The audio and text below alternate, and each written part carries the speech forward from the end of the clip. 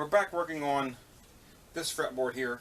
Now, in the last video we took this fretboard off the neck. That would be this guitar here. Took the fretboard off, and now we're making another fretboard with this piece of walnut. It's got some pretty nice grain to it, actually. So, this fretboard's off.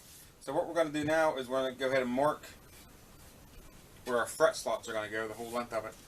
So we can go ahead and get this thing cut to the right size, and then slotted. Once it gets slotted, we'll be ready to, almost ready to glue this thing back on. All I have to do is pretty much radius it, and then it'll be ready for frets again.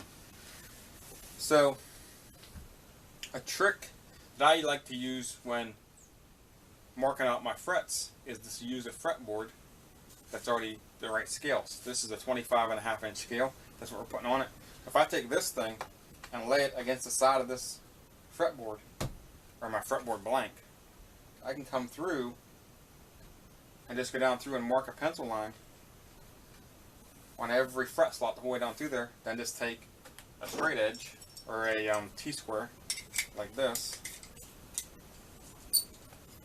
come through and put it on the mark and mark every one down through. That way I want to pull out a printout like this that has all my numbers on it, and then go down through and measure each one. I could just take an already slotted fretboard that's right and just use that, and it's a lot quicker. On this fretboard, if you remember from the last video, I said about how the edges were thinner than the actual board itself, the ends of it from my planer. So I'm going to go ahead and mark where I want my end of the fretboard to be. That way I'm behind that point. So I got like, it's right here on the front and right there on the back. It's real small. You can't hardly see it. You can feel it, but you can't hardly see it. So I'm going to go ahead and mark, and then make sure that that's going to be enough length to get me back to where I got plenty of room, and I do, because it's right there. So I got lots of room, and the other one's right there. So now, just put a straight line on that.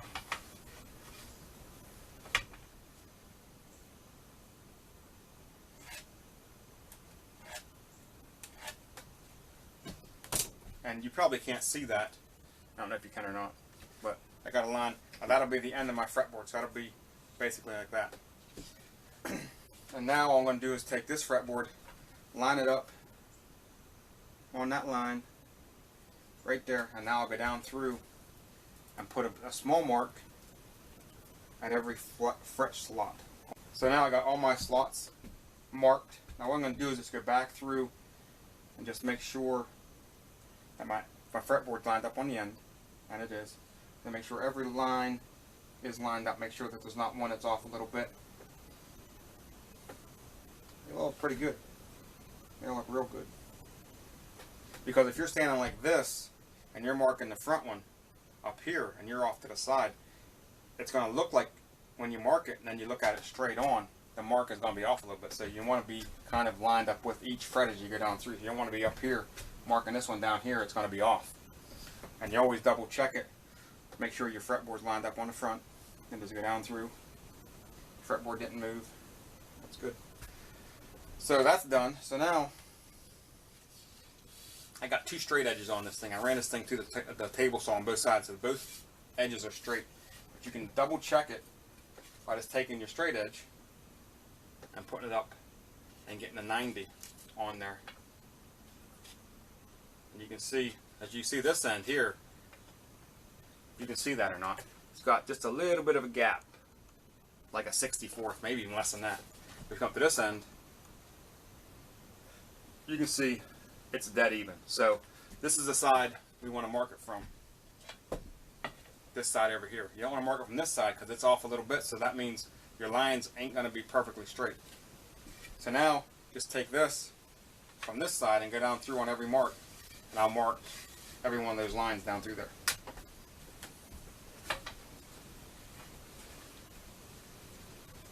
So on my fretboard here, I got, I don't know if you can see that or not, but I got all my slots marked where they should be. And once you get them marked, the thing I like to do is bring the fretboard back over, line it back up, like a double check, just make sure everything's lined up with the lines. And then once that's done, take your straight edge and laying it on the side, make sure the lines are straight on the board themselves. Because if you're going down through like this, it's very easy to do one of these numbers and get a line off. Maybe not that extreme, but just make sure it's tight against and double check. Make sure everything's square. You don't want to cut slots into the fretboard and then realize later that they're cockeyed or something and you ruin the whole board. So now, this thing's about ready to be slotted. So the first line up here is a cut line. We'll cut that completely off. And the last line down here is a cut line. We'll cut it completely off. And we'll come through with this saw. And what we'll do is we'll set this height adjustment to the height of the frets. And we'll cut it deep, or cut it that deep. And then once that's done, then we're almost there. So this is my miter box. I don't know if you can see the slots cut in that or not, but they're not straight because this is a multi-scale miter box. I made this to do multi-scale fretboards, basically a 27.5 inch scale to a 25.5 inch scale.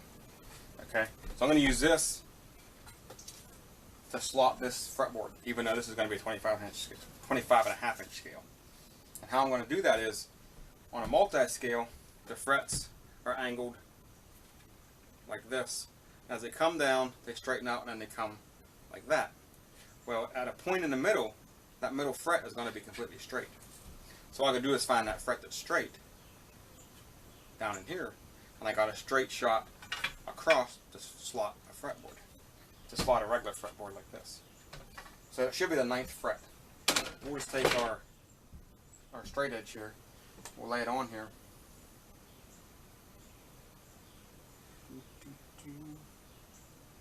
and right there. So what I'm going to do is take a piece of tape and tape that off, and that is the 1, 2, 3, 4, 5, 6. Looks like it's a 10th fret, but we'll mark that off. That way I'm not put my saw into the wrong slot. I went ahead and got all the slots cut in my fretboard, so that's cool. So now this thing's getting pretty close to being done. So the next thing we got to do is go ahead and we'll mark a center line on this thing, down the center of it. And we're going to pull our neck off the guitar, this neck off the guitar, and we'll take this fretboard and basically lay this neck on the fretboard like this. Where it needs to go, we'll take some clamps and hold it in place, and we're going to mark the whole side of the fretboard down the side, so we know we got our straight lines on where to cut it. And we'll come back and cut it a little bit wide, and then it'll be ready to glue on. Once you get it glued on, it'll be you know, sand the sides down and start to get ready to radius. But let's go ahead and get this neck pulled off here and get our lines marked on this thing.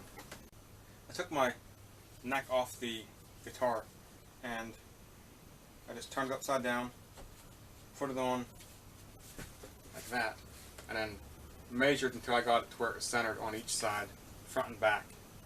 Once I got that, I clamped it down and drew my 2 lines down the side. Now because this is walnut and you're using a lead pencil, the line's hard to see. So I'm going to be cutting this in a bandsaw. I'm going to be cutting it wider than I need to cut it. So I went ahead and took masking tape and put masking tape on the back. That way I can cut along the masking tape and I can see it pretty good. So we'll cut this side out, pull the masking tape off, re-tape this side, cut it out. We come back and we should be about ready to glue it on here, and it's going to be a little bit wider. That's what we want. We'll glue it on. Then we'll take sandpaper and a sanding block and basically sand it down until it's flush with the neck.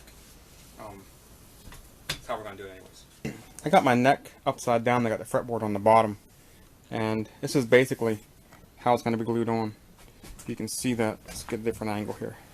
You can see the overhang of the fretboard on each side. And that's good. We want it to have an overhang. Now you can see it's pretty thick on this side, which is fine. Once we get this glued on, we can take it back to the bandsaw and then cut this off a lot closer so we don't have as much to sand down. This side isn't bad at all. This side's pretty good. A little thick up here, not too bad. But what you don't want to do is cut it too thin. So now this thing's ready. We're going to glue it on like this. So I'm going to take it everywhere I glue it up and we'll glue it on. But first of all, turn this thing back over like this. And I'm going to go ahead and drill a small, probably like an 1/8 inch hole, right about in there, and then come down here to about the 12th thread or so in here somewhere, and drill a small 1/8 inch hole.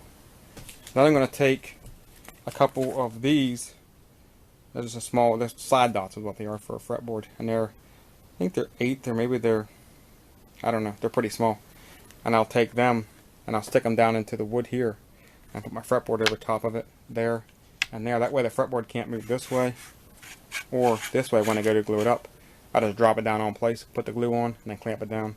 When it's done, I'll cut them off flush, and then just take my fret saw and resaw the hole, and the fret will cover that up anyway. You won't see none of it. So I'm going to drill in 2 holes, and once I get the 2 holes drilled, we'll start gluing this thing up.